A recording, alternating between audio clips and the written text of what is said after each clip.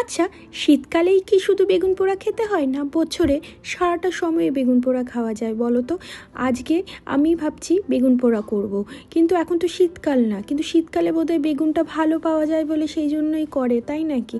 তা আমি জানি না, কিন্তু আজকে আমার ডিনারে আজকে ভাবলাম চলো বেগুন পোড়া করে দিই। কিন্তু বেগুন পোড়াতে অনেক কিছুই দিতে হয়, যেরকম পেঁয়াজ, কিন্তু আজকে আমার নিরামিষ, পেঁয়াজটা দিতেই পারবো না। তো ভাবলাম পেঁয়াজ ছাড়াই নিরামিষে বেগুন পোড়া করব। কিন্তু আমি এই নিরামিষে বেগুন পোড়াটা প্রথম খাচ্ছি পেঁয়াজ ছাড়া, কিন্তু জানি না কীরকম লাগবে, কোনোদিনও পেঁয়াজ ছাড়া খাইনি। তো দেখো, বেগুনটাকে ভালো করে তেল মাখিয়ে আগুনে পুড়িয়ে নিলাম। আবার অনেক সময় দেখেছি বেগুনের গাটা চিড়ে চিড়ে অনেক সময় রসুনও দেয়।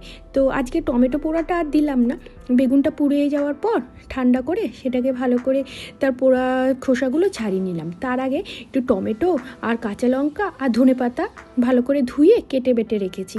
আর দেখো, একদম গরম তো বেগুনটা সঙ্গে সঙ্গে মাখতেও পাচ্ছিলাম না, তার সাথে এই টমেটো কুচিটা বেশি করে আমি অ্যাড করলাম, কারণ আমি পেঁয়াজ দিচ্ছি না সেই জন্য। ধনেপাতা, লঙ্কা, অল্প স্বাদ মতো নুন আর আদা বাটা আর কাঁচা সর্ষের তেল, এটা হচ্ছে মাস্ট।